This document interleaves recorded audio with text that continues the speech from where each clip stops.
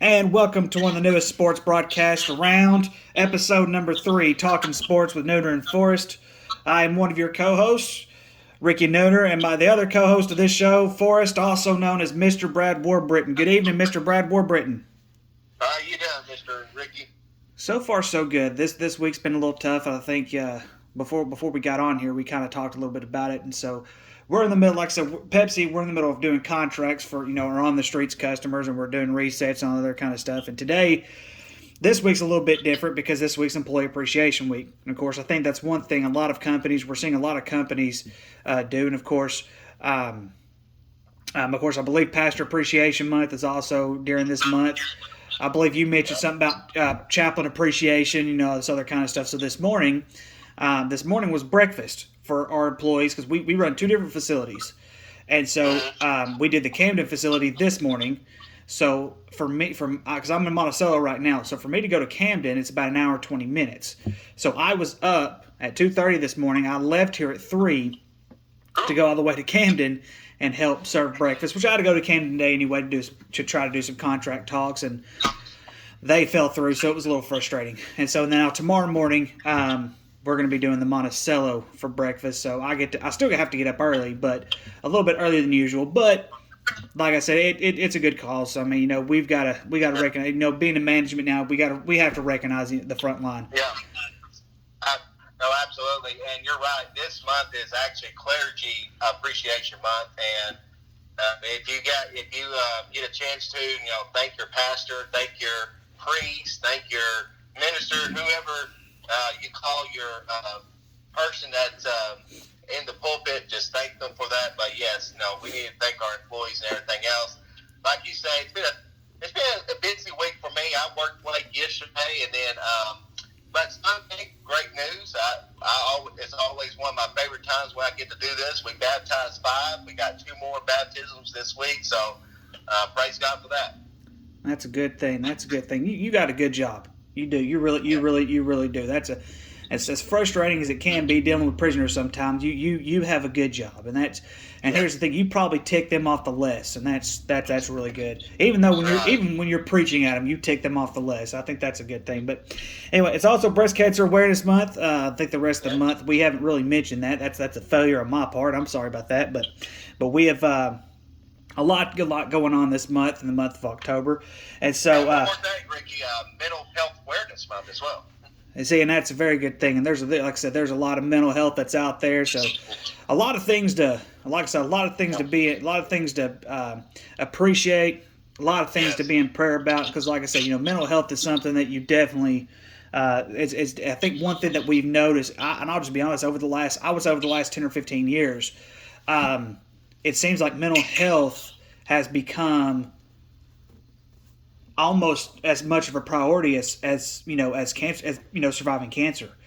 And so it just because, like I said, mental health is just out there, especially when you're dealing with football. You look at the football players, you look at all these football players. All of a sudden, they're like, well, they have CTE when they die and don't even know it.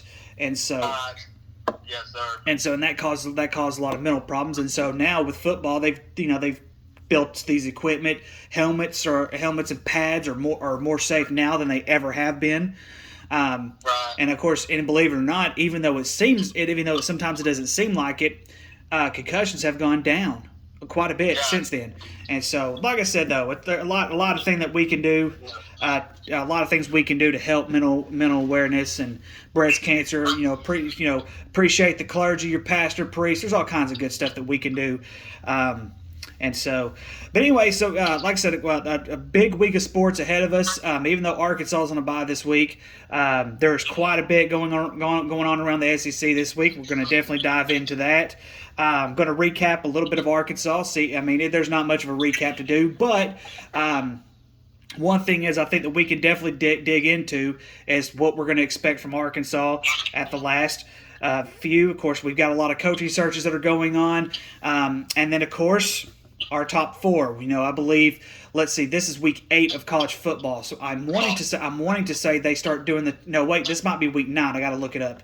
But I'm wanting to say they start doing top four on a weekly basis. So we start knowing what the committee members are going to start thinking and everything like that. But we're going to get into something very, very interesting right now, Forrest. And so week one, when we came up and we posted, my brother-in-law asked when were we going to do a fishing session. Of course, I said the bye week, and he thought I was kidding. And so I did a little bit of research. So one thing, Brad, I don't know if you know this, much about me, but when I was growing up as a kid, I fished a lot, especially my younger years. I had a stepfather back then. I'm still in communication with him every now and then, see him maybe once every other year. He taught me how to fish. He actually taught me a little bit how to fish, and his big specialty, and it still is to this day, is bass fishing. Well, fast forward all these years later, I don't get to fish as much as I want to. I wish I could, but everyone on my, of course, like I said, everyone on my in-law side of the family, they all have interest. Every single one of them have a certain interest, and some of them have similar interests. Some of them have different interests. Well, my brother-in-law Josh, his biggest interest is bass fishing, and he's very good at it. I wish we could have him on the show sometime, and I may even call him up, or maybe I'll see him one weekend or something like that to where I could talk to him. But he actually, he gets in tournaments and stuff like that, and just all kinds of tournaments. And that's, usually if he's gone on the weekend, he's at a bass fishing tournament, and so it's a really, really big deal. Something else that, and like I said, I've known that they've had collegiate fishing for years. I've known that. But here's the thing. I didn't realize how big Arkansas was into these bass fishing events. I had no idea. So doing some research. So I'm looking right now at the schedule for the Arkansas Collegiate Series. And there were 3 events. One of them has already passed. And then they have 2 more that are upcoming for this Arkansas Collegiate Series. So by doing all this research, and I can't go into deep details, but doing all this research and everything like that, there are different events that score so many amount of points depending on which event that each of these universities and colleges do. And that, first place gets so many points. I think they only place. I'm wanting to say it's like that. Maybe the top 4, top 5 they get points. Few here and there. But they get points, based on the events that they do. And then, of course, they have to have at least 2 events in to do the big one, which I believe is like next May sometime or something like that. And so I'm looking at this. And so, like I said, I knew that college fishing existed. I knew that it existed. I had no idea that Arkansas got into it. Number one, they had an event in Lake Darnell a few months back. This month, they've had, of course, back in... let's see, this was the 16th, back on the 16th, which wasn't too long ago. That was actually this past Saturday. They had an event at Lake Washita, which was the Crystal Springs side of Lake Washita. So here's something I knew from a kid up until now, because I could tell you this because I fished it before. But Lake Washita is known for its bass fishing, especially on the Crystal Springs side of Lake Washita. And this coming weekend, they're going to be at Greer's Ferry, which is right around the Devil's Fork side of it. Very good play. They actually have swimming holes all over the place, which no one's going to swim right now. Actually, let me take that back. You probably have some crazy idiot that's going to swim.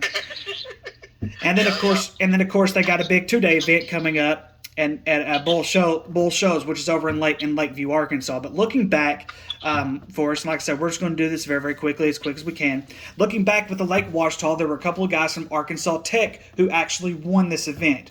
And so I think they do it, if I'm not mistaken, I could be wrong, but I think they do it kind of like the way they do it with track and field and cross country. They put the results together, and whoever had the best results as a team, team-wise, gets the most points. And so I'm just going to read off some of this because these are the current state. And like I said, I had no idea but some of these schools take this very, very seriously. And so I'll take it, for example, there are 2 schools that are on here, the number 1 and number 2. Number one right now is a school called Adrian College out of Adrian, Michigan, which Michigan. I think they're big into ice fishing, which which I'm not 100% sure how ice fishing works. I'm not going to pretend like I do. But here's a school that you and I are very familiar with, McKendree University. Yep. McKendree University.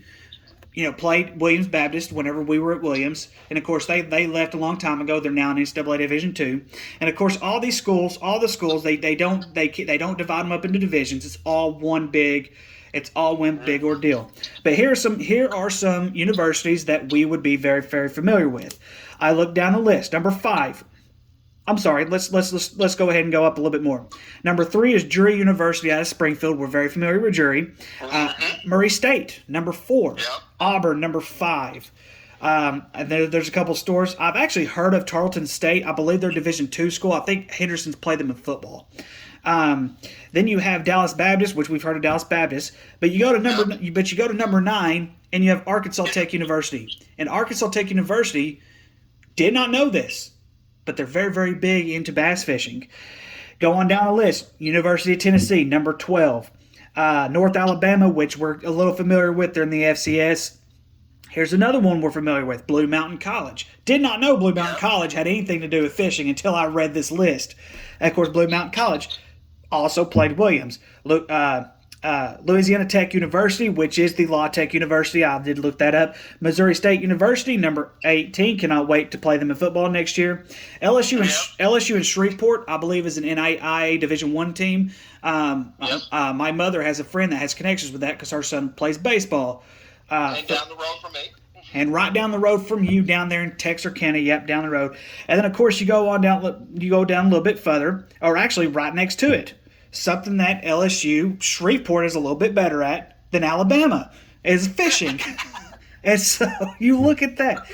Stephen F. Austin, University of Iowa, Kansas State, and then, of course, the University of Arkansas, which is ranked number 32nd in the nation. Then if you want to go down a little bit further, Bethel, we're very familiar with Bethel, of course, being with Williams, and then LSU and Baton Rouge, number 36. That is basically just a lineup of how much how many of these universities do. And if I look at Arkansas's correctly, they've only fished 4 events and they've placed in 3 of them.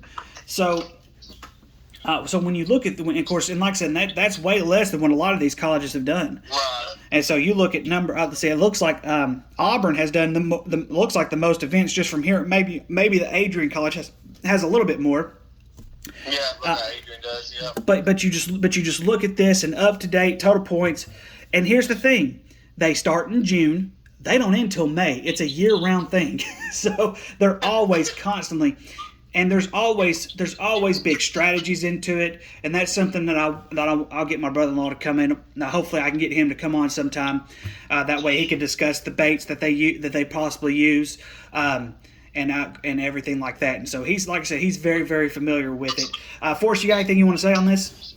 Well, I was going to say, if you look at the standings, obviously you're looking at states or schools that are in states that are known for lakes. And look back, I am a big fishing fan too. I love fishing, and that's one of the favorite things I love to do.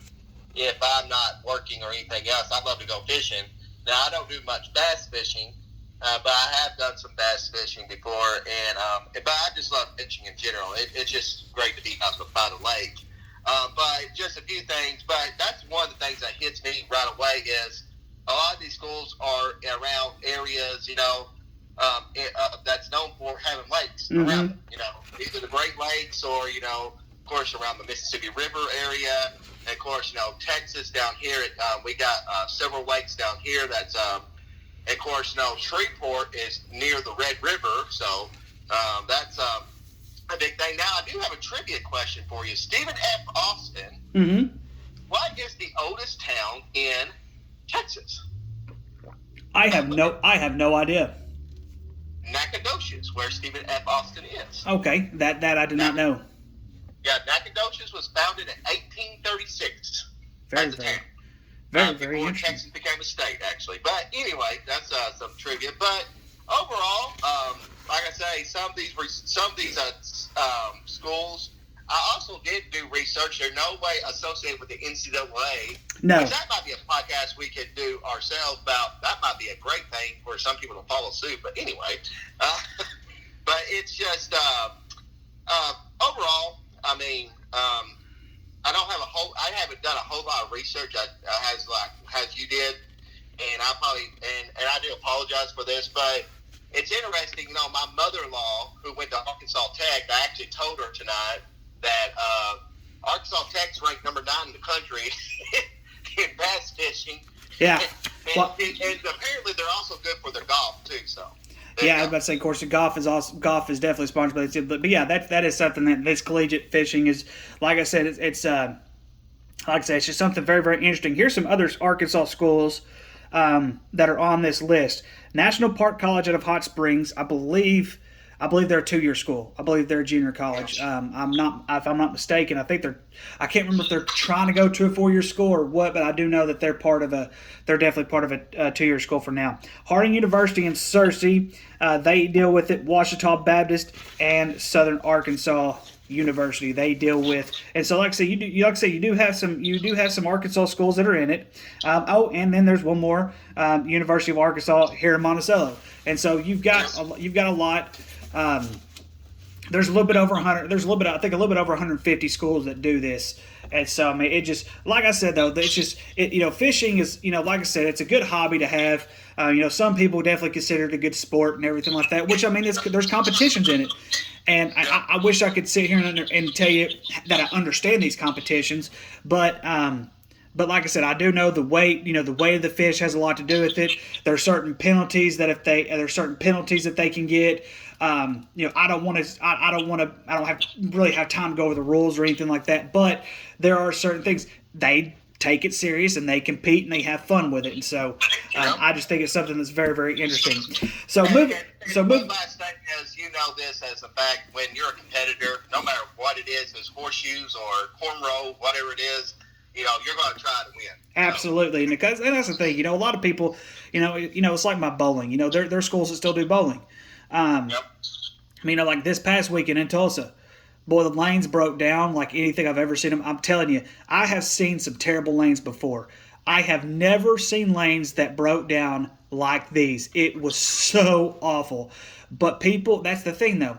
When you're going to a tournament, no matter if you're paying for it or if the school is paying for it or whatever sport it is, you're trying to win. Yes, you want to have fun. Yes, you want to, be a good sport about it and everything like that. Because sometimes, just like this past weekend, there's really nothing much you can do, but you definitely want to be a good sport about it. So, let's see. Moving on, Forrest. There's really not much to recap with Arkansas UAPB, but I'm just going to go ahead and, like I said, Forrest, not much to recap. 45-3, it was a complete blowout.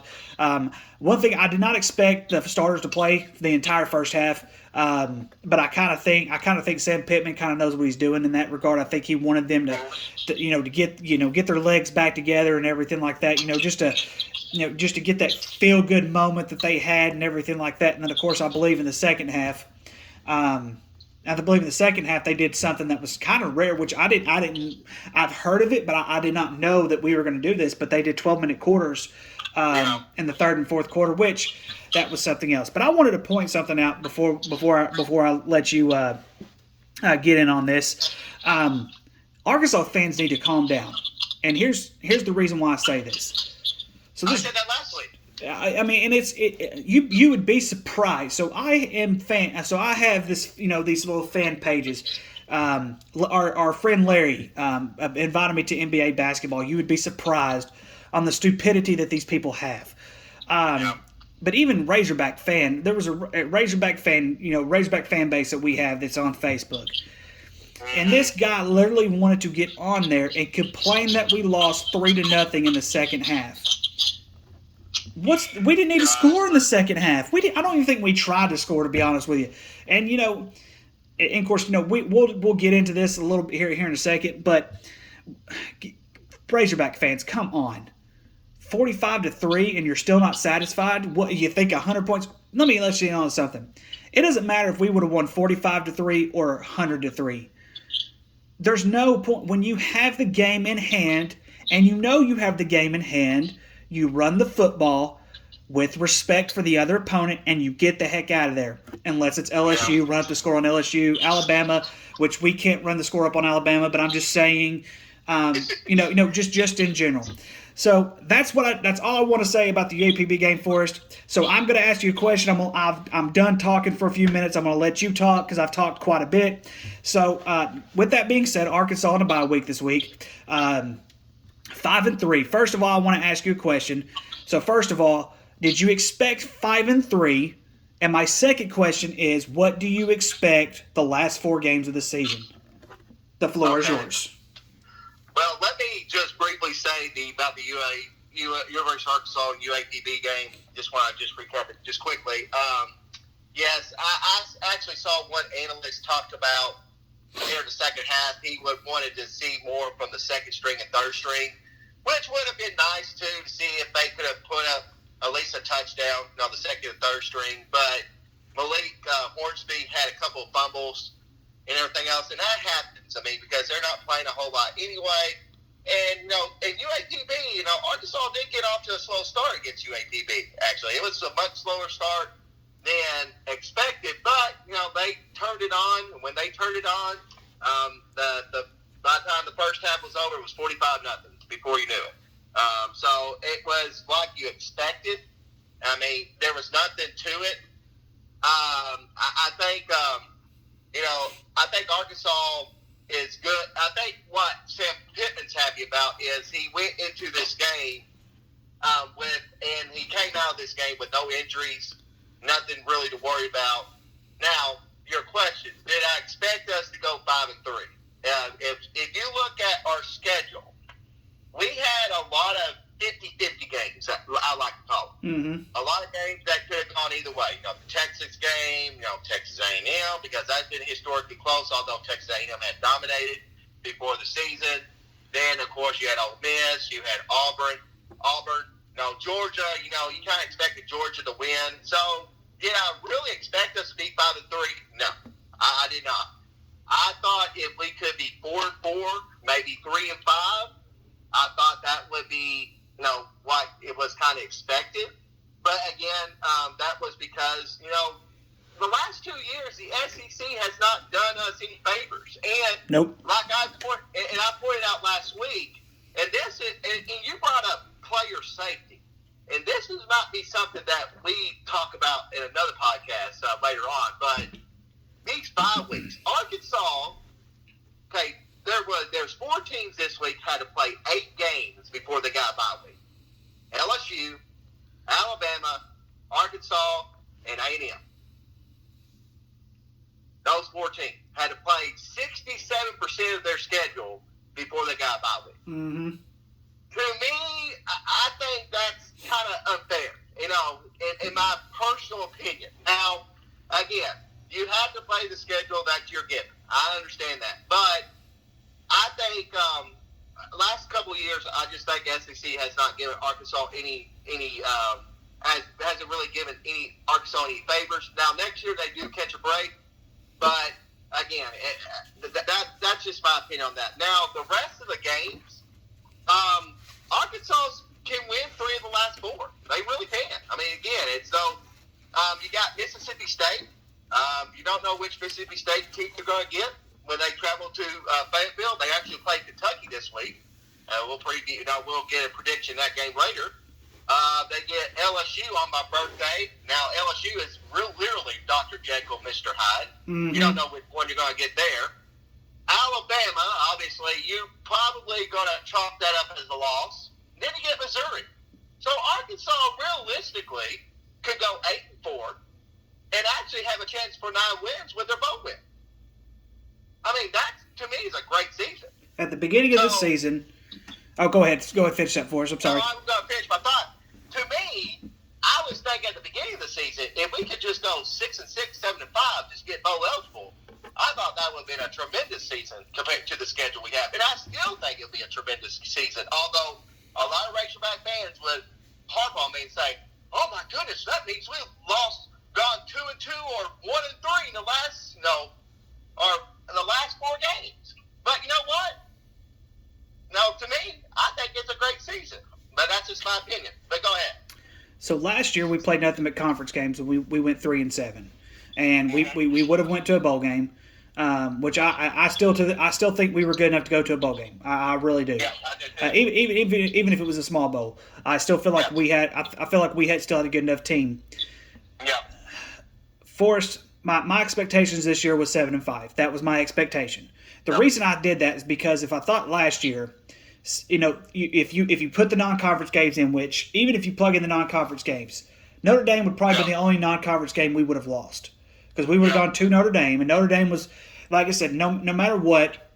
Yeah, because we probably could have put up a fight, a good fight for a while, but I thought Notre Dame's depth was going to really hurt us last year, which is why I said last year 5-7. So if we were good enough to go to a bowl game last year, that means we were good enough to be 6-6 last year. And if you think about it, in some cases, the Auburn game last year when Bo Nix fumbled, that should have been a win. So I consider us 4-6 anyway. So I thought we were good. 5-5. LSU should have beaten LSU too. Should have beaten LSU, and we gave that up in the second half. And of course that's another conversation for another day when we talk about LSU down the road, because we made too many mental mistakes that we cannot make in these last 4 games. My expectations, like I said, was 7-5. When we beat Texas, my expectations was still 7-5. When we beat Texas A&M, my expectations was 8-4. I believe we're going to get 8-4. I think we're going to win 3 of the next 4 games. If we come down, we have to cut down the mental mistakes. Because I'm going to be honest with you, none of these 4 games that are coming up are give me games. Not even Mississippi State. And here's the thing. And I know we're going to preview Missouri, Vanderbilt, even though they're both terrible. Missouri is terrible, but they always play Arkansas very well, no matter how good they are or how bad they are. They've always played Arkansas well, and so like I said, that's just my expectation. I think 8-4 is a reasonable thing. It's going to go a little bit above my expectation. If they go 2-2, they meet expectations, in my opinion. But either way, one thing we have to realize is our defense is still slow. Our secondary is still slow. Without Catalan, that really hurts us a little bit. But going down the stretch, we all expect to lose to Alabama. But like I said, but one thing I expect us to compete, and I think that's the expectation, is for us to at least compete, make it a competitive ball game. Don't lay an egg like Tennessee did this past week. Yeah. Keep your foot on the gas. Who cares if they score 21 straight points? Keep your foot on the gas. And so, speaking of teams that score 21 straight points on us, Georgia going to, I believe they're going to Florida this week. Let me look at my notes. Yes, they're going to Florida this week. Going to Jacksonville this week. So, Georgia, Florida, usually a pretty decent rivalry game, going into this weekend. So here's the thing, Forrest, what do you expect from Georgia, Florida? Well, let me go back up with Arkansas real quick. I got a question to ask you. Do you know what Arkansas is ranked in penalties in the country right now? Do it now? Do you know what Arkansas is ranked in penalties? They're number 1. They're 112th in the country for the most penalties in the country. They're ranked towards the last. Oh, okay. I see what you're saying. Okay, yeah, I knew they had the most. I can't remember what it was though. Yeah, they're 112th in the country. So, Florida and Georgia. Okay. Here, I told you I was going to go on a rant. Here's my rant. Let's hear it. They're Dan Mullen.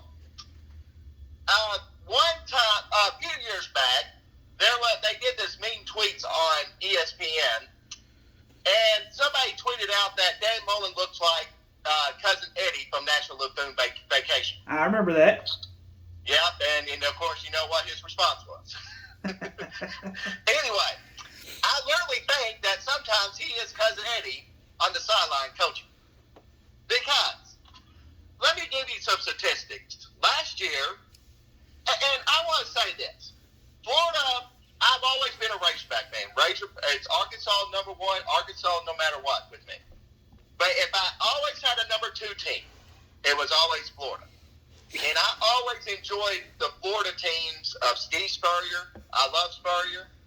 I loved when Urban Meyer was there. Although Urban Meyer's got his own issues right now. Can't stand Urban. I still can't stand Urban Meyer. Right, exactly. But anyway, I was a Spurrier fan, more or less. I was a Steve Spurrier fan. But one of the things that the national champ, and before Steve Spurrier got there, Florida was nothing. Florida was nothing. And of course, when he got there, they won 6 SEC titles, I believe, and won a national title. Trivia question to you, Ricky. Who was the defensive coordinator on Florida's national championship team in 1996? I know the answer to this. Let me think. He's a former head coach. Oh, my goodness gracious. It's on the tip of my tongue, Forrest. You're going to answer it for me. It's on the tip of my tongue. Bob Stoops. Bob Stoops. You're right. Yes, Bob Stoops. Okay, yeah. Bob Stoops. But what Florida has always been notorious for when they had good teams is discipline and good defense along with a good offense. Mm-hmm. Let me give you some statistics. Now, last game out,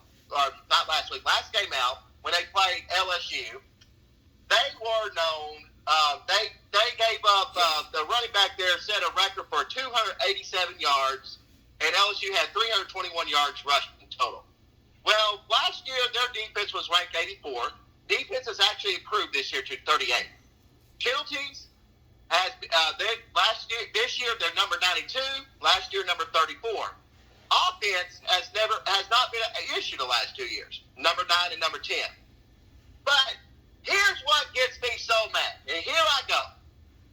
Every time we get to play these teams, there's a mental mistake.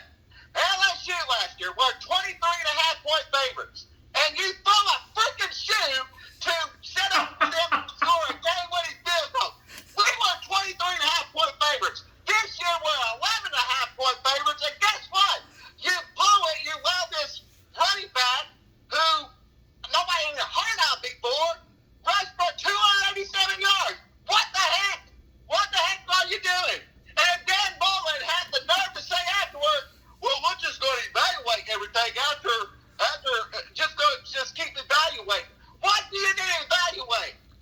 What do you need to evaluate? What are you doing? I mean, again, are you dumb? I just lost for words. I mean, at least when Spurrier talked, and when he made these nonchalant comments, at least he backed them up. I mean, the no shoes university, or free shoes university, what you call Florida State. Tennessee, you can't spell citrus without UT. Peyton Manning came back to be the 3-time MVP of the Citrus Bowl. I mean, those were great jokes because Florida was backing it up. Yeah. Dan Mullen, you're not backing anything up. And you made fun of Georgia at one spring practice, and you were literally knocking them for the last time they won a national title. Well, guess what, man? You hadn't won nothing. You hadn't won zilch. You hadn't won a conference title. And oh, by the way, you're 1-2 against Georgia. So don't just stop talking. You need to have some action. You better at least keep this game close. Ricky, you discussed with me a few weeks ago, do I feel like Dan Mullen is on the hot seat after the LSU loss? I don't think he's on the hot seat quite yet, where it's, really hot and everything else. But if Georgia blows Florida out, because this is a big rivalry game for Georgia and Florida fans. If Georgia blows Florida out, and, it's not even close, Dan Mullen is going to have to make some decisions at the end of the season. Or I do believe next year his seat's going to be as on fire as Orgeron's was this season. So to preview the game, this game usually is pretty close. But, even the recruiting commits that Florida's had is actually backing away. It's backing out. That's also a sign of trouble. Mm-hmm. So, Dan Mullen, here's my message to you. Quit acting like Cousin Eddie. And act like the coach Dan Mullen that I wanted when you came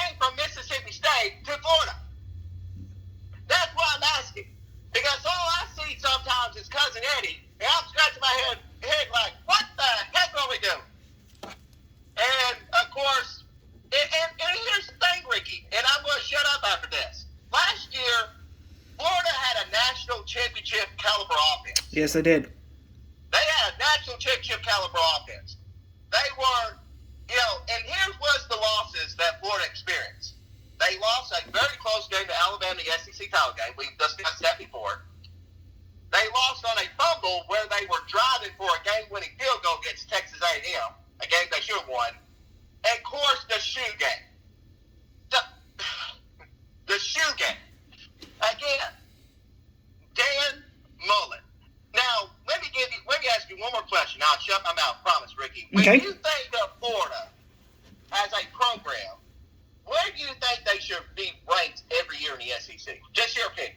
Well, I mean, every year in the SEC, ever since that I've started watching college football, like I said, he had Spurrier, in the early years. Then, of course, Urban Meyer came in.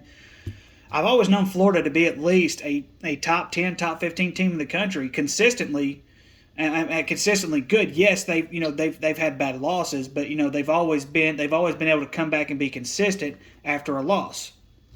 Right. To me, this is my opinion. Florida should be a top, at the very least, in the SEC, a top 4 team in the SEC. And here's and this is the teams I would list: Alabama, Georgia, and you could put Florida in there, and then throw in Auburn maybe, or throw in Auburn, maybe number 4. But they should not ever. Kentucky, when they beat Kentucky, they had 15 penalties for 115 yards. There was one point in the game they had like 5 straight false starts. Come on, man. Come on. Dan Mullen, you can do better than that. But yes, Dan Mullen, this is a very important game for you. And if you don't win, and especially if the game's a blowout, you're going to have some issues. And I'll predict my score when we get to predictions. Okay, my turn. Last year, Florida's offense averaged 509 yards per game, which was very, very good. That was what they averaged. Excuse me. That is what they averaged per game. Defense, on the other hand, they gave up a lot per game. They gave up quite a bit. If I'm looking at the statistics correctly, they gave up an average of 170 yards a game in the rushing and 257 yards in the passing. Now I want you to hang on to that. Yeah. This year, Florida's offense has over 500 yards per game. Per game is 500 yards. Defense, passing yards, 197, which is a difference of 60 yards. They're actually better on the passing defense this year.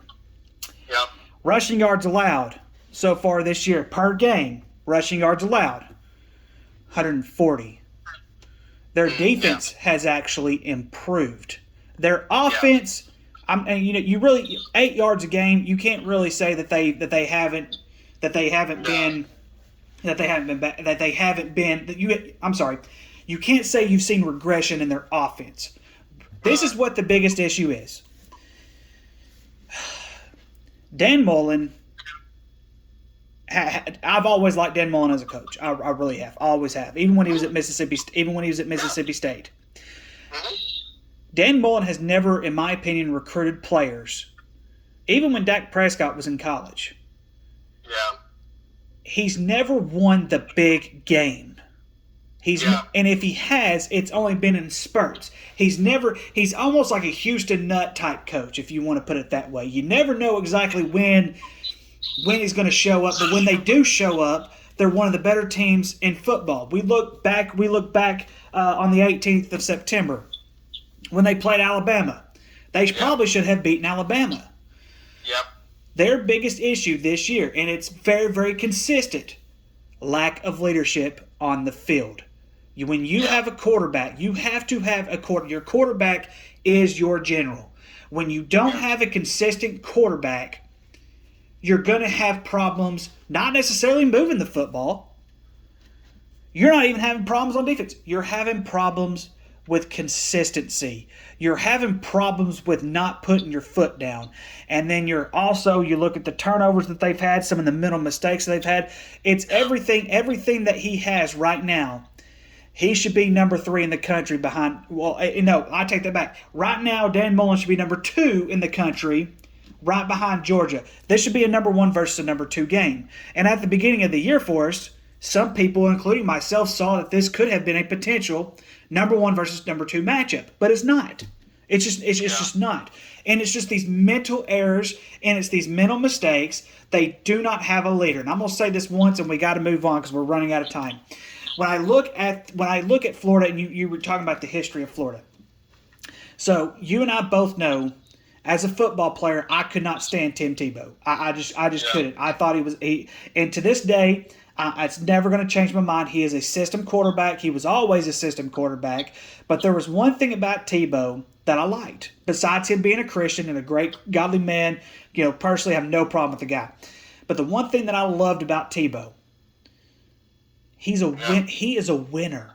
He is a leader. When you look at Tim Tebow, even when Tim Tebow speaks, you literally want to sit there and you want to listen to the knowledge that this guy has. Even though he wasn't like a great quarterback or a great football player, in my opinion, you want to sit and you want to listen to him because that's the type of player he was. And their offense right now is even better than what it was back when Tebow was playing.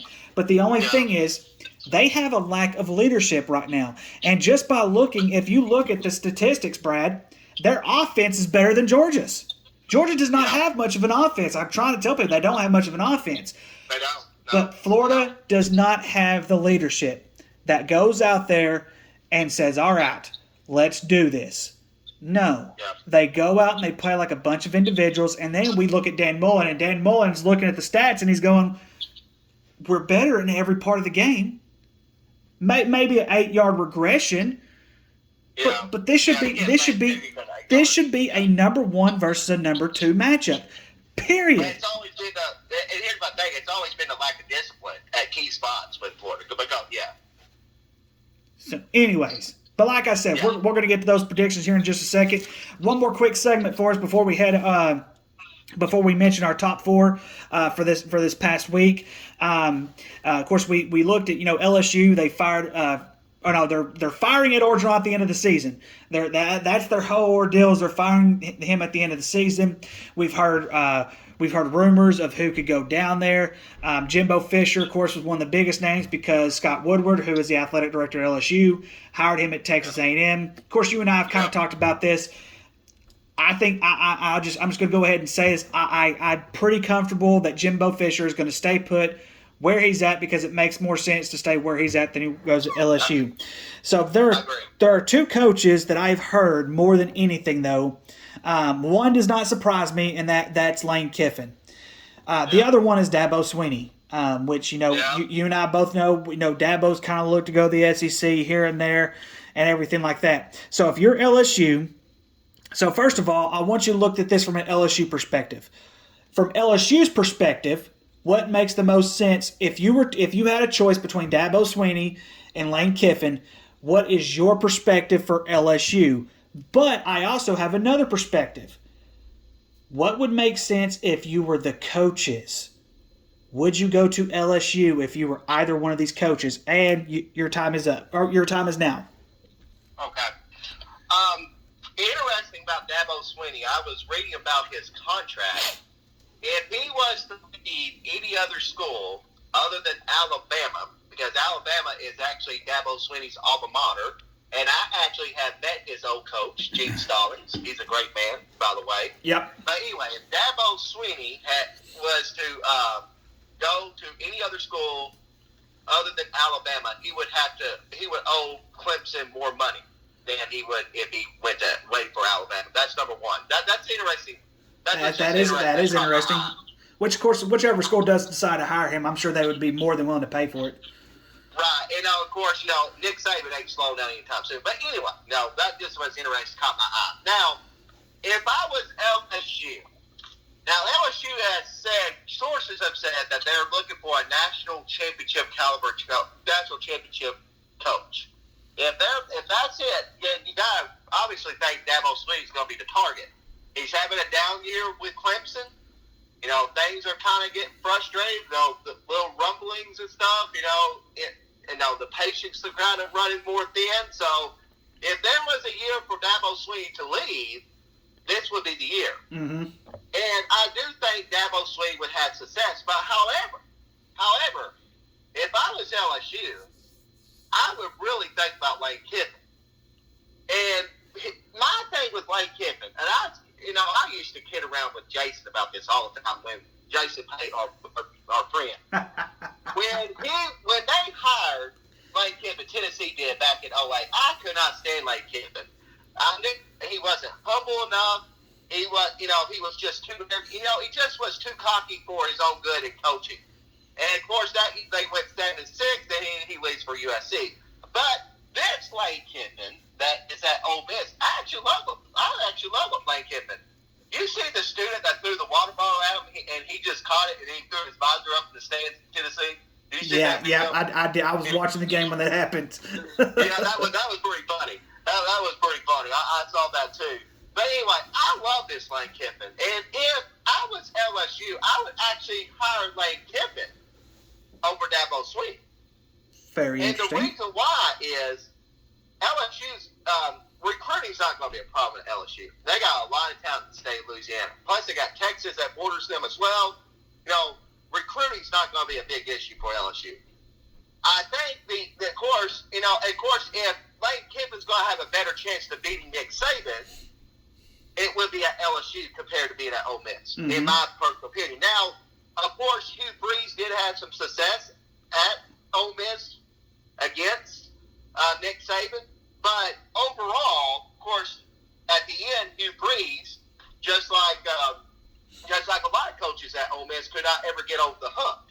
And Ole Miss had some pretty decent coaches. They've had some pretty decent coaches over the years. I mean, they had David Cutcliffe, if you remember him. I remember him. He was a good coach. Yeah, great coach. And if you remember, Hugh Freeze, as great of a guy, as great of a coach Hugh Freeze got Ole Miss in some trouble. Yeah, exactly. And so, again, for me, in my personal opinion, I think for LSU, I think Lane Kiffin would be the choice between the two. Now, if I was the coaches, and I'm looking at it from Dabo Swinney, I'm looking at it from a perspective at Clemson, I got job security. I mean, I got job security for pretty much almost my rest of my life. And if I go to LSU, and all of a sudden I don't have a season like they expect me, we know how the patient level at LSU is. It's not very long. It's not very long. So, in my opinion, if I'm Dabo Swinney, I wouldn't touch that at all. Would not touch it at all. Now, Lane Kiffin, however, if I was looking at it from a perspective, of course you would have to consider buyout, how much his contract would be and everything else. I would be really deeply interested in that job because I think that is Lane Kiffin's best chance to beating Nick Saban, in my personal opinion, compared to Ole Miss. Now, LSU, I think, should consider a third coaching candidate, and we talked about this candidate before, and that's James Franklin. I think James Franklin has done all he can at Penn State. I love Penn State. I always root for Penn State. It's like another team that I like root for, just to root for somebody. Well, and of course, in the history they have, Right. But Penn State is in of course, he's not going to be in any easier division either. But Penn State, they're in a division with Ohio State, Michigan, and Michigan State. Those three teams. Yes, he's going to go to the SEC West, and he's going to face some tougher competition. But usually, year in and year out, I know you hate to admit this, and I hate to admit this, LSU is probably going to be your top two team. Yes. And that's where I would get back with Florida. No, they should at least be a top four team. I couldn't think of the other team. It's LSU. LSU should be that top four every year as well because of where they are geographically and recruiting. So, in my opinion, if I was LSU, I would really be getting some planes up in University Park, Pennsylvania, and try to get James Franklin to come back to the SEC. But if I was Dabo Swinney or Lane Kiffin, Dabo, you need to stay at Clemson. Lane, I would really look at LSU. That's my personal opinion. I agree to an extent. Yeah. My perspective is going to be the same perspective as it usually is. It's going to be almost kind of the same thing. Dabo Swinney right now is the guy. He's like you said, job security. He's always going to be the guy. I don't know if he wants to take that next challenge in his coaching career or anything like that. But the reason I would choose Lane Kiffin, it's almost like hand in hand with the same reason why I don't think LSU should choose Dabo Swinney. Nick Saban, you said something that Nick Saban's not slowing down. I'm going to disagree with you on that because I don't see Nick Saban coaching 5 more years. I just don't. He's done everything that you could possibly do in the college ranks. I don't see him coaching to 75. I could be wrong, but I just don't. So this is the way I look at it if I'm LSU. Long term, Lane Kiffin can give me an offense that we need. Our defense is right now, but you can always hire a good defensive coordinator. There's going to be some defensive coordinator that's out there that's going to be able to help Lane Kiffin solve the problems. Because right now, when you look at Ole Miss, it's a no-brainer that I think he's gone from Ole Miss after this year. I think that's a no-brainer. I don't care where he goes. I think he would be a very good fit with LSU. I think he would be a very good fit with Penn State if James Franklin goes to either USC or LSU. And so I think you're going to see a lot of coaching switchings and everything like that. But here's the thing with LSU. They've got to start thinking a little bit long-term. Long-term is not Dabo Swinney, and here's why. Like I said, Nick Saban's not going to coach very much longer. Dabo Swinney is probably going to be their top target to replace Nick Saban because if you look at it over the years, Dabo Swinney is the only one that has really challenged him head-to-head as a coach to the wire just about every time that they've played. Yes, you could look deeper probably into Ryan Day, which I wouldn't hire Ryan Day. I think he's a joke. I wouldn't hire Lincoln Riley. He's a joke. And so, you don't want to really – you really want to try to think, what can I do for a long term? Bob Stoops, I think, would be an excellent fit at LSU, but the only problem is right now LSU is looking for more of an offensive guy than they are a defensive guy, which is why I agreed with you earlier, the conversation we had. I could see Bob Stoops leaving Kentucky for Miami. He's done a terrific job where he's at as a basketball school and everything like that.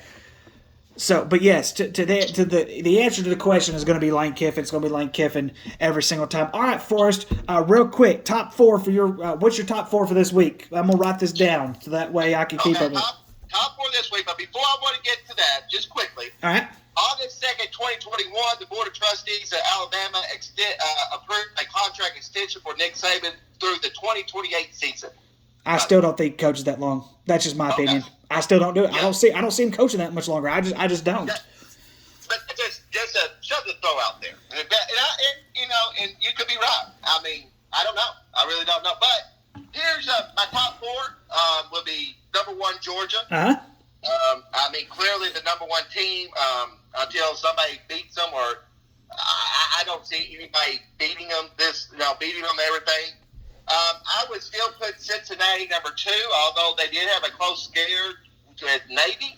That triple option offense is all tricky to play, especially week in and week out. You only have a week to prepare for it. I mean, a tricky offense, but I'll put them number 2. Number 3, I would put Alabama. Alabama would be my number 3 team right now. The reason why Alabama's my number 3 team is they're proving what I thought they would do. They're pretty. The loss against A&M, I think, motivated them. Yes, Tennessee kept it close for most of the game, but they pulled away in the fourth quarter. And of course, the Tennessee-Alabama game is a rivalry game, although it hasn't been the last 15 years, but it is a rivalry game. They do consider it a rivalry game. The fans for sure do. Yeah, the fans do care about it and everything else. And the cool thing is, the winner gets to smoke cigars at the end of the game. But anyway, so that's number 3. And number 4, I would still put Oklahoma. You are out of your mind. And again, my They played a worse team than Navy. Are you kidding me? Okay. And I can't stand Ohio State. I can't either, but at least I'm honest. Oklahoma number 4. Again, I can't be an example in the pulpit.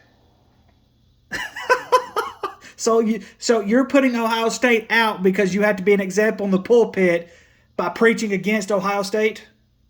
Yeah, or no, actually, reason why I put Oklahoma number 4 is I don't want my pastor. So I'm hearing this podcast, and then Sunday talk about how that Brad guy, he might, anyway. That Brad guy's hypocritical, Pastor. Yeah.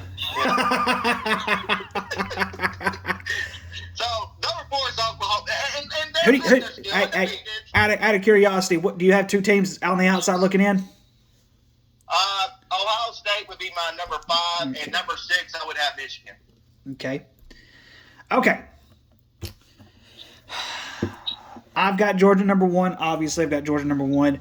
I slipped Cincinnati to number 3. Number 3. Okay, I see that. I moved Alabama up to number 2, and my number here's the. Like I said, right now there's really not much of a wrong answer if you want to put it into terms, that way. My number 4 is Michigan, and here's the reason why my number 4 is Michigan. And of course, like I said, I'd have to look at their schedule, and I had it right here in front of me, and I can't find. Oh, here we go. And I look at their schedule. Some of their wins, they're not pretty. They're really not. They're not pretty. But their defense, for the most part, with the exception of the Nebraska game, which, you talk about rivalry games, you talk about big-time games, that's a big-time game for Scott Frost, which that's another hot seat. That's another hot seat. It's going to be ding. I don't think Scott Frost lasts the end of the season. But if you look at them defensively, they've been consistent for the most part defensively. And I think last week Northwest, a lot of people had them on the upset alert, and they were able to squeeze by Northwestern. But to me, Ohio State still does not have a quality win. I mean, yes, they're blowing some teams out. They're blowing Maryland out. I mean, come on, Arkansas can blow Maryland out. I'd give you APB a chance against Maryland. But I'm just saying in general, I have not seen Ohio State besides losing to Oregon. That they have not had a quality win yet. Have they beaten Oregon? Absolutely, I'd put them in my top 4. But I have on my outside looking in. So I've got Michigan number 4. I've got Ohio State number 5. I've got Oklahoma 6. Oklahoma. Okay. Oh, and here is where the barn burner or whatever it is meets. Oklahoma has been inconsistently bad. They are the luckiest team in college football right now. Oklahoma could be just as easy. What's their record? 6-0?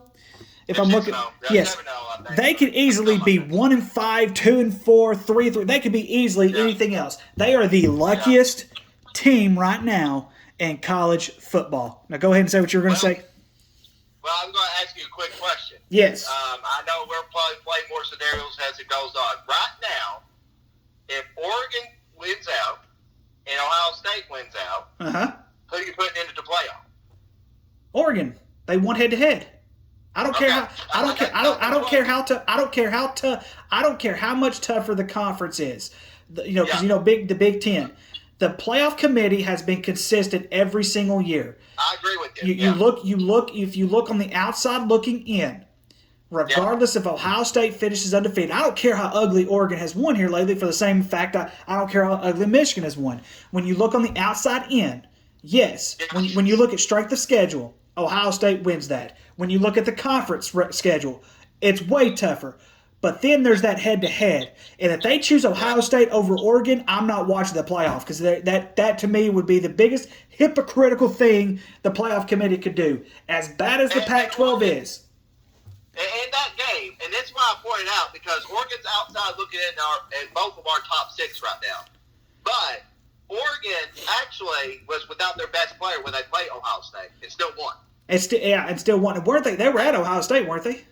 They were at Ohio State. Yep. So I mean, it just simple. Okay, Forrest, running out of time. Let's get to some of these games. Let's see. Missouri, a 16-point favorite at Vanderbilt. Who do you got? What's your final score? Yeah, I was surprised the over and under 65 actually too. How in the world is the over under 65? Dear Lord, these guys don't even average 65 points a game combined. I got Missouri. I think Missouri wins, but I do think Vanderbilt's going to cover. Missouri's not a. And you mentioned Missouri being good or bad. Remember when Missouri was bad at beating Arkansas? Remember who the head coach for Missouri was? That's our defensive coordinator. That's very true.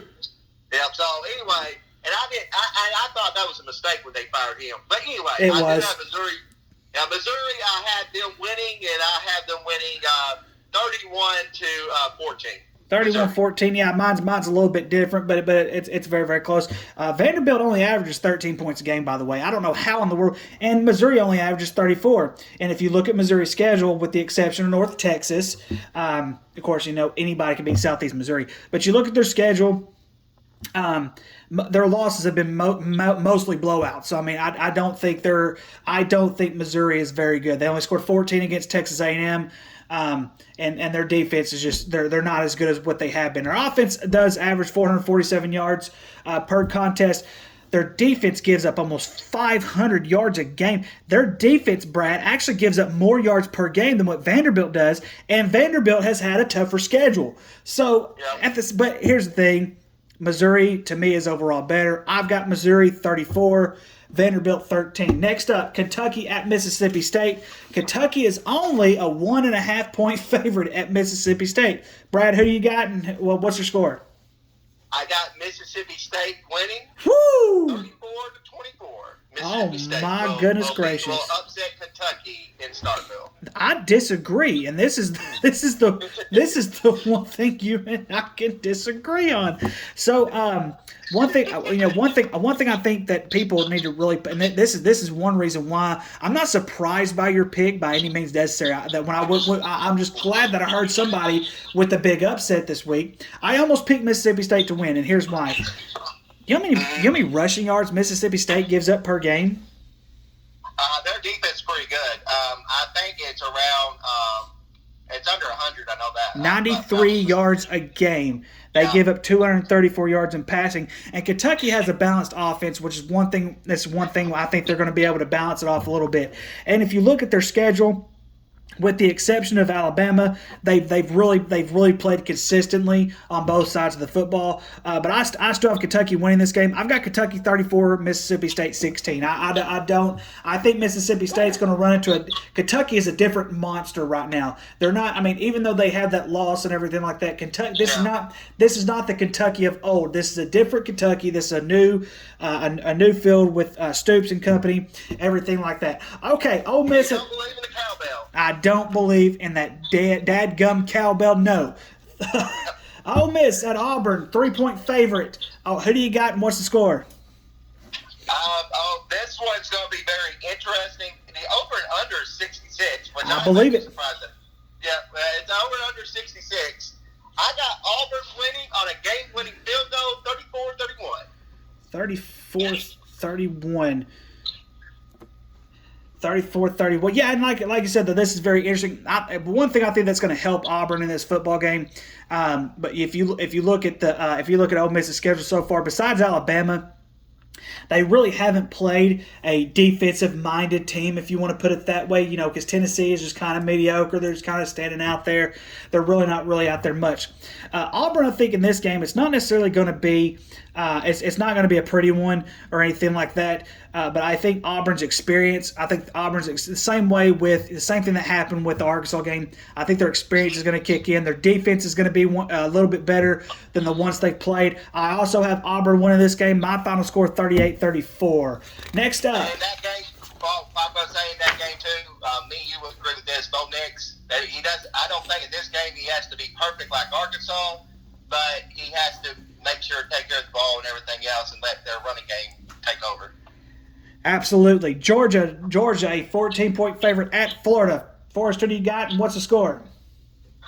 As far as this hurts me to say this, the over and under is 51. They're not going to 51 points, Forrest. Yeah, I don't think we're going to 51 points either. I've got Georgia blowing out Florida. Woo-hoo-hoo!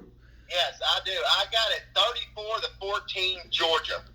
34-14. So that gives it total. It's from payback for last year too. That Georgia lost in Florida. That is true. I forgot about that. I'm glad you brought that up.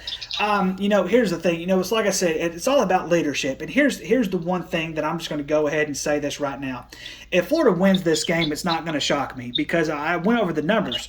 The numbers favor Florida quite a bit. The only thing that really does not favor Florida is that front line of Georgia. It's that defense that Georgia has. Do you know how many starters? Of the starters that they have, of the 11 starters, do you know how many of them are seniors?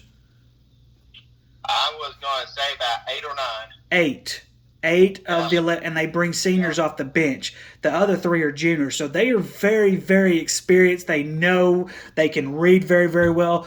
This is one of the best defenses I've seen in a very long time. The one thing that Florida is going to have to do to keep this game close, to prevent it from being a blowout, or if you want to put it, is they're going to have to stop them defensively, which I think they can because, like I said before, yes, they can rush the football. Yes, they've got a great offensive line. But here's the thing. If I'm looking at this, Florida only allows 140 yards rushing per game. Georgia rushes 192 per game. So they don't have very much of a passing game, in my opinion. They're very inconsistent with it. And so I really believe Florida has a chance to win this game. But you and I both know Dan Mullen does not win big games. I've got 34-14 Georgia over Florida. Other big games around the country, Michigan's a 4.5-point favorite at Michigan State. Interesting about this game, Michigan's actually won the last 2 games at Michigan State, and I actually like this Michigan team. There's something about this Michigan team I love. Like I told you, I already predicted them to beat Ohio State. That's my personal opinion. I do have this as a close game. This is going to be a low-scoring game, but I do have Michigan winning. I believe they will win 24-21. Michigan. You and I have almost similar scores. I've got 24-17. Moving on, and for the same exact reasons that you said, I really there's something about this Michigan team that makes it really good. Iowa at Wisconsin. Wisconsin is a 3-point favorite. Forrest, who do you got? I'm going with the home team. I'm going to Wisconsin. I really like. Wisconsin's actually ranked number 3 in rushing defense. Yes, they are. And their defense is really well. It's just that their offense has been inconsistent. Although they played very well against Purdue. Purdue beat Iowa a couple of weeks ago. I'm not basing it off that, but this is a home game for Wisconsin. It's a big one. Randall's always hard. My favorite song, one of my favorite songs of the night is Jump Around. I love their tradition. Play that in the fourth quarter. But anyway, I'm going to pick Wisconsin. It's going to be another low-scoring Big Ten game, and I'm going to pick it. I think it'll be 20-17 Wisconsin. You and I almost have similar scores, but I'm going to flip it around, and here's why I'm going to flip it around. Yes, Wisconsin, their defense only gives up 53 yards a game rushing, which I think is very, very good. But here's something else. Iowa only gives up 89 yards a game rushing, and guess which one Wisconsin likes to do the most? They like to rush the football. They're very, very inconsistent with their passing game, which is why I don't trust them. Here's the thing. I like both defenses, even though Iowa had a setback with Purdue, which, like I said, just a bad loss. It was just a bad loss in general. I think the bye week's going to help Iowa because they had a bye week. They had a bye week last week. I like Wisconsin's defense, but I trust Iowa's offense more, which is why I'm picking Iowa to win, low scoring, 21-16. This one I think is a big game. This especially for Baylor. Texas going to Baylor. Baylor's a 3-point favorite. Who you got? I think this is a very big game actually for Steve Sarkisian in Texas, and I know this is just his first year, but the way he has lost the last 2 games, a lot of Texas fans are kind of, about this hire. Yeah. But this is an interesting game because Baylor, I think, is very underrated. I think they're a really good team. I would say Baylor is going to win it, and I think it's going to be 28-24 Baylor. Boy, you're going to give a Big Ten a defense, or a Big 12, 2 Big 12 teams a defensive game. Oh my goodness gracious! Dave Aranda. All right. So anyway, I also have Baylor winning this game. I have Baylor winning 44-34, but different reasons than what you've got. Baylor, not only do they produce more offensively, but their defense gives up less than what Texas does, and Texas defense is actually pretty bad. And so, and I'm just going to go ahead and say this on the record: if Texas does fire Steve Sarkisian at the end of his first year, I'm not going to blame them because I thought it was a bad hire to begin with. Next up, this one. And this one to me is one of the biggest games of the week, and you're a football minded guy, and I think you're gonna understand why I picked a game like this. SMU is a 1-point underdog at Houston. Who do you got? Well, this is a big game for Cincinnati, and the reason why is they want SMU to keep winning because they play November 2nd. Yes. I believe. They play like on a Tuesday night. It's kind of a weird way, but they play on a Tuesday night, so they need SMU to keep winning. Now, Houston is actually very good. Dana Fulkerson, but they are 6-1. You figure if they win, they should be ranked after this game as well. But I think to the committee's eyes, it would look better for Cincinnati to beat an undefeated SMU team compared to beating a one-loss Houston team, if you get what I mean. So, yep. I'm going to pick SMU. I'm going to pick and it's going to be high scoring. And I think it's going to be 45-35. SMU will beat Houston. It'll be close throughout, but SMU will pull away at the end. So here's the biggest thing is Houston's offense. They do 363 yards per game. SMU gives up 396, but their offense is one of the best in the entire country. They produce 525 yards of offense. And if you look at these games, Tulane, 55 points. Navy was a 7-point game, but guess who else was? Cincinnati. If you look at Southern Florida, 41, TCU, 42. La Tech, they put up 39. They only beat La Tech by 2. Of course, that was way back when. I like Houston in this game, and the reason I like Houston in this game is their defense. Their defense gives up way less than what SMU does. But like I said, I believe. What'd you say your score was? 45-35 SMU. And so, here's the biggest thing that I think that we need to kind of deal. Cincinnati needs SMU to win because here's the thing: they only have 2 wins on their schedule that you could consider for them going to the college football playoff. That's Indiana and Notre Dame. Well, Notre Dame, they still only have that 1 loss, but Indiana is kind of on the outside looking in. They're really not doing that well. So they really need SMU to win this football game, which I still think is going to be hard, even for an undefeated Cincinnati. If we don't see some improvement from Indiana, I really believe this SMU team is not. They're not going to be able to go far.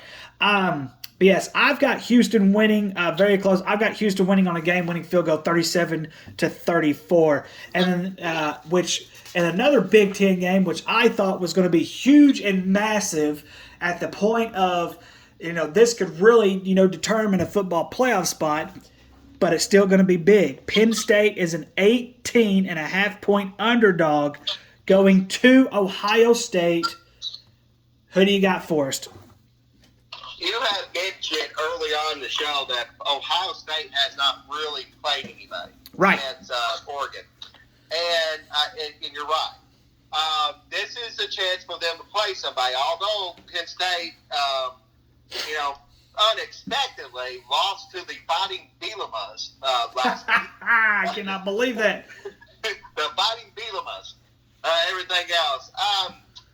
I got Ohio State winning, but I do think that this game's going to be closer than the experts think, and here's my reason why. I think there's too much pride in Penn State to have this game as a blowout. That's my personal opinion. I do not think it's going to be a blowout. However, I don't think Penn State's going to win it. But I do have Ohio State winning, but I only have them winning 42-35 Ohio State. Well, it's interesting that you put it that way because the simple fact is Penn State has only scored more than 28 points. Usually they're right around that 23, 24. They average 26 per game. The only time they scored, high like you were talking about was against Villanova. And of course, Villanova's not a terrible team in the FCS because they're considered the FCS part of it. But I think at the end, I think it's going to be very, very close. I think this game to me is going to be similar to the Notre Dame-Wisconsin game when Wisconsin kept it very, very close, but offense prevailed. I think it's going to be the same way. I've got Ohio State winning 31-20. But then again, you look at it. Penn State, they only allow 14.5 points a game. They really don't allow, let's see, Illinois put up 18, which I hate that new overtime rule. I'm just going to be honest with you. I'm not a fan of it. Oh, I hate that too. That'd be another discussion for another day too. I'm sorry, they gave up 20 against Illinois. They gave up 23 against Iowa. Of course, they shut Indiana out. Gave up 17 against Villanova, gave up 20 against Auburn. I mean, it's just, they've been consistently defensively. But like I said, I think Ohio State, they're starting to come around a little bit, and I've got Ohio State winning this game, even though I am rooting heavily for Penn State to once again dethrone Ohio State because I can't stand Ohio State. Yeah, okay. Not a big Ohio State fan either. That's enough for my ranting. So you had your rant. That was my rant. I hate Ohio State. And I will say it again when I say goodnight. Forrest, do you have any last words? Well, I got a question before we say, do you hate Ohio State worse than Oklahoma? Yes. It's not even close. Yes, it's not even close. I just had to ask. No, it's not even close. Goodness gracious, Lord, no. Oklahoma's just lucky. Well, my last parting words is this. Arkansas's got a bye week, chance for us to get healthy, and we'll be previewing Mississippi State next week. Yes, we will. I'm trying to get another friend of mine on here for next week. We'll try to do better the next time. Brad, thank you once very much. And I stick to what I said. I hate Ohio State. Good night, everybody.